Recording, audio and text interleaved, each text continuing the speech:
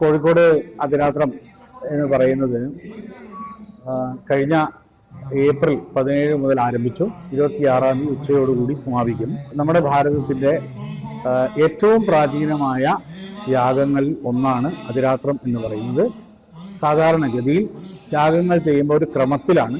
അത് അഗ്നിഷ്ടോമ സോമയാഗം കഴിഞ്ഞ് 12 വർഷത്തിന് ഉള്ളിലാണ് അടുത്ത അതിരാത്രം ചെയ്യുന്നത്. അതിരാത്രം എന്ന് പറഞ്ഞാൽ വാസ്തവത്തിൽ ഈ ലോകത്തെ പ്രപഞ്ചത്തിന്റെ എങ്ങനെയാണ് പ്രപഞ്ചം ഇവോൾവ് ചെയ്തു വന്നത് എന്നതിന്റെ ഒരു നാടകീയമായ ആവിഷ്കാരമാണ്.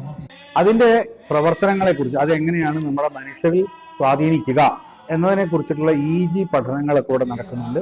അതോടൊപ്പം നമ്മുടെ പരിസര പ്രദേശത്ത്, നമ്മുടെ ചുറ്റുപാടുകളിലും ജീവജാലങ്ങളിലും അതുപോലെ തന്നെ നമ്മുടെ ചുറ്റുപാടുകളിലും ഏതു തരത്തിലുള്ള മാറ്റമാണ് ഉണ്ടാകുന്നത് പഠിക്കുന്നതിന് സ്പെക്ട്രോഗ്രാഫി അവിടെ ഉപയോഗിക്കുന്നുണ്ട്.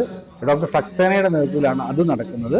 അപ്പൊ ആദ്യകാലത്ത് എങ്ങനെയായിരുന്നു ഇതിന്റെ ഗണിതം, ഇത് എങ്ങനെയാണ് ജ്യോതിശാസ്ത്രവുമായി ബന്ധപ്പെട്ടിരിക്കുന്നത് തുടങ്ങിയ കാര്യങ്ങളെ കൃത്യമായി കാണിക്കുന്നതിന് വേണ്ടി ഒരു പ്രദർശനവും ഇതിന്റെ ഭാഗമായി നമ്മൾ വെച്ചിട്ടുണ്ട്.